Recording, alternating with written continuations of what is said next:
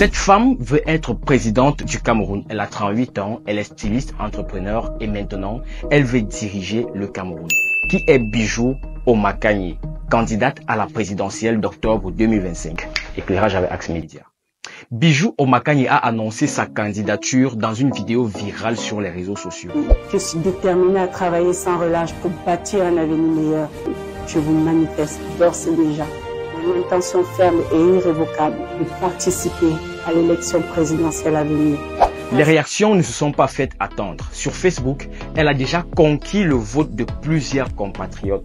Mais qui est-elle réellement? Bijou Omakanye est née le 24 novembre 1986 au Cameroun. En 2011, elle fonde la marque Maison Zourette, une maison de haute couture inspirée par la nature et les plantes.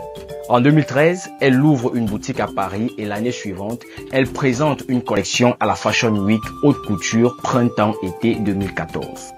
Mais depuis, silence radio. Les réseaux sociaux de la marque sont à l'abandon. Le dernier post sur Facebook, 2018. Le site web hors service. Et l'entreprise apparaît comme radiée en France depuis 2017. Pourtant, selon le site Vitrine du Cameroun, un article publié la veille de son annonce, elle serait toujours active dans les affaires et avec un certain succès. Elle y est décrite comme une entrepreneure talentueuse et créative, à la tête de plusieurs entreprises en France et au Cameroun. Mais pourquoi se lancer dans la présidentielle? Pour Bijou Omakanye, il s'agit de redonner espoir au Cameroun et incarner un leadership transparent et responsable. Elle affirme vouloir ouvrir une nouvelle ère, rompre avec la peur et l'oppression et défendre les intérêts de toutes les couches de la société. Peut-on la considérer comme une candidate sérieuse? D'abord, sa candidature doit être validée.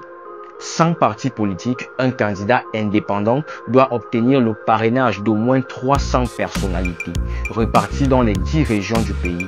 C'est une exigence difficile, ce qui rend ces candidatures très rares. De plus, même si son discours a su séduire certains, d'autres y voient surtout un coup de com' venant d'une personnalité sans réelle expérience politique.